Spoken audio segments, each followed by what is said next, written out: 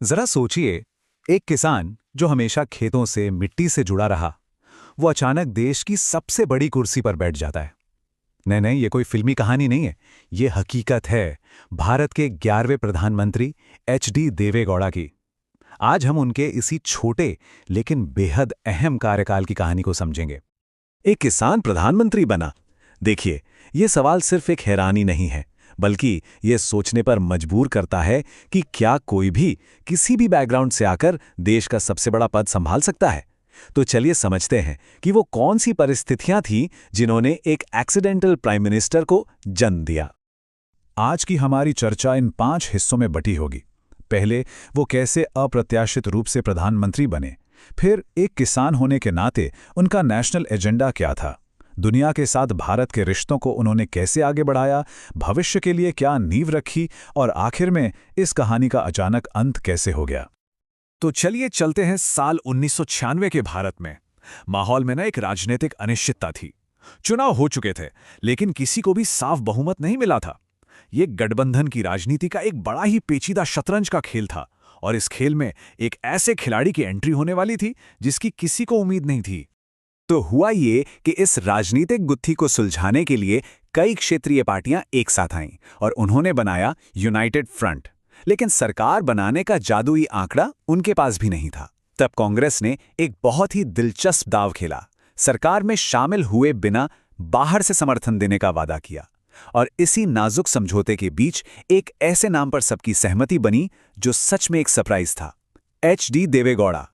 उन्होंने 1 जून 1996 को शपथ तो ले ली, लेकिन उनके लिए समय बहुत तेजी से भाग रहा था। उनका कार्यकाल 1 साल भी पूरा नहीं चला, सिर्फ 10 महीने और 21 दिन। अब ये बात हमें सोचने पर मजबूर करती है कि क्या इतने कम समय में सच में कोई बड़ा बदलाव लाया जा सकता है। भले ही वो दिल्ली की सत्ता में आ गए थे, देवेगौड़ा का दिल वो हमेशा गांव की मिट्टी से ही जुड़ा रहा। वो ये अच्छी तरह जानते थे कि भारत की असली ताकत उसके गांव और खेतों में है, और बस यही सोच उनकी सरकार के हर काम का सेंटर पॉइंट बन गई। उनकी पॉलिसीज बहुत ही प्रैक्टिकल थीं। जरा सोचिए, एक किसान को कम ब्याज पर आसानी से लोन मिल रहा है, गांव तक पहुंचने के लिए सड़कें बन रही हैं, और महिलाएं सेल्फ हेल्प ग्रुप्स के जरिए आत्मनिर्भर बन रही हैं। ये सिर्फ घोषणाएं नहीं थी, बल्कि जमीनी स्तर पर बदलाव लाने वाले कदम थे। उन्हें पता था कि भारत के किसान के लिए पानी की क्या कीमत है। कर्नाटक में सिंचाई मंत्री रहने का उनका जो अनुभव था, उसे वो राष्ट्रीय स्तर पर ले आए। उन्होंने न सिर्फ एक नेशनल वाटर पॉलिसी पर काम शुरू किया, बल्कि साउथ इंडिया में नदियों के पानी को लेकर जो दशकों पुराने विवाद थे, उन्हें सुलझाने के लिए बातचीत की पहल की। लेकिन कहानी सिर्फ गांव और खेतों तक ही नहीं रुकी। देवेगौड़ा की नज़र दुनिया पर भी थी। उन्होंने ये साबित किया कि एक किसान प्रधानमंत्री भी ग्लोबल स्टेज पर एक दमदार खिलाड़ी हो सकता है। चलिए देखते हैं कैसे।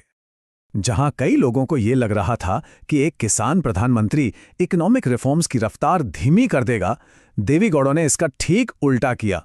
उन्होंने तो सुधारों के इंजन को और तेज कर दिया, लाइसेंस राज की बची खुची बेड़ियों को तोड़ना जारी रखा, और विदेशी निवेश के लिए भारत के दरवाजे और भी खोल दिए।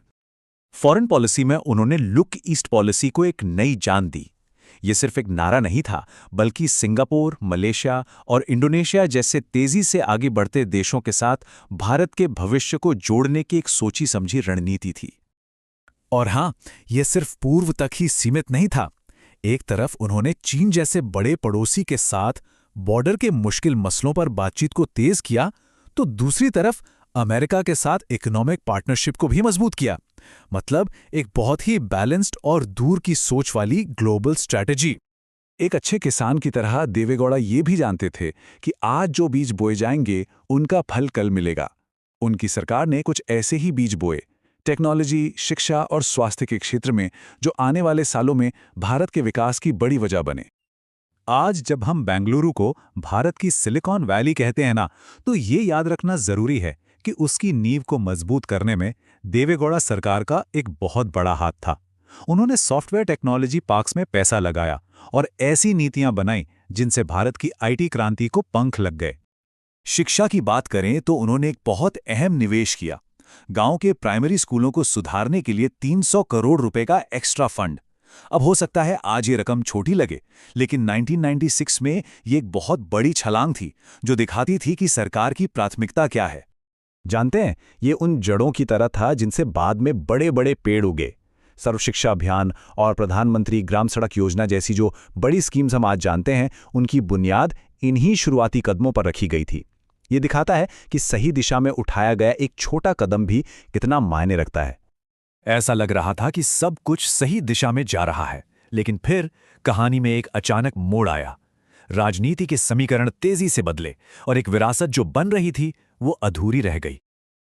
लेकिन उनके जाने से ठीक पहले एक और बहुत बड़ा ऐतिहासिक काम हुआ। कई सालों की अशांति के बाद 1996 में जम्मू और कश्मीर में विधानसभा चुनाव करवाए गए और लोकतंत्र को फिर से बहाल किया गया। ये शायद उनके छोटे से कार्यकाल की सबसे बड़ी राजनीतिक जीत थी। अगर हम उनके कार्यकाल का एक छोटा सा रिपोर्ट कार्ड देखें, अर्थव्यवस्था को आगे बढ़ाया, किसानों के लिए काम किया, दुनिया से रिश्ते मजबूत किए, भारत के आईटी बूम की नींव रखी और कश्मीर में लोकतंत्र की वापसी कराई, और ये सब सिर्फ 10 महीनों में। तो फिर सवाल उठता है कि ये सब खत्म क्यों हो गया?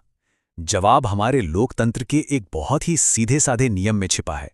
सरकार चलाने के लिए आपको संसद में यानी लोकसभा में मेजॉरिटी सांसदों का समर्थन चाहिए। अगर वो समर्थन चला गया तो आपकी सरकार भी चली जाएगी। और अप्रैल 1997 में ठीक यही हुआ। कांग्रेस पार्टी जो सरकार को बाहर से सपोर्ट कर रही थी, उसने अपना हाथ खींच लिया। समर्थन की वो नींव जैसे ही हटी, यूनाइटेड फ्रंट सरकार ने लोकसभा में अपना बहुमत खो दिया।